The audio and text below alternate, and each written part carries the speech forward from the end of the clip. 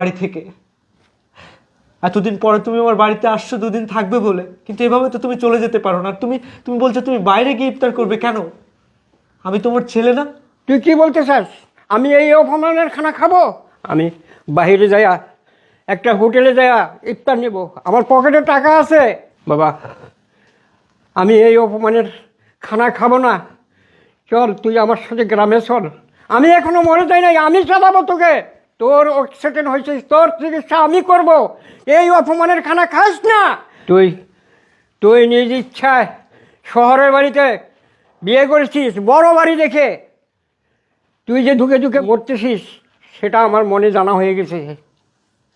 আর আমাকে কষ্ট দিস না বাবা, আমাকে তুই কষ্ট দিস না।